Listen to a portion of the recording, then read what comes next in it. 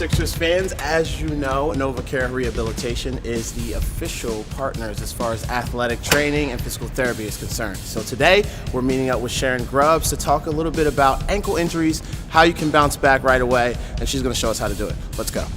All right, so I'm here with Sharon Grubb. You're going to tell us a little bit about ankle injuries, right? Absolutely. Now, I have a question. What are some of the most typical ways to actually injure your ankle? Is it from running or walking? What's the most common?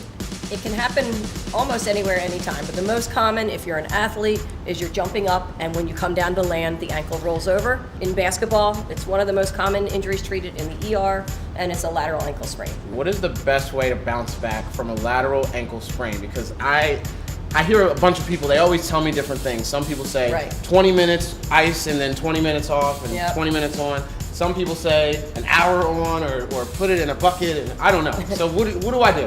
The gold standard is still RICE, rest, ice, compression, elevation.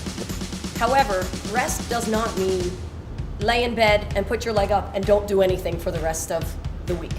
So early on, as I stated earlier, you just want to move the ankle any direction, up, down, side to side, within whatever range of motion you can tolerate. It's going to be swollen, it's going to be sore, it's going to be tender to touch, so you just want some early motion with whatever you can tolerate.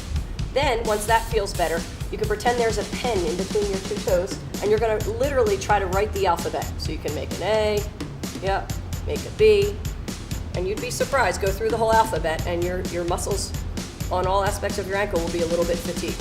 I think the best advice is that early range of motion. People think that they shouldn't move it because they have an injury, but most of the literature out there highly supports early range of motion with ankle sprains. And that's the biggest thing, is don't keep it completely still. Don't force into severe pain, but definitely get it moving as soon as you can tolerate it. That's the best thing to do. I think it's time. Here we go. Hey! There you guys have it. Listen to this lady, she's awesome.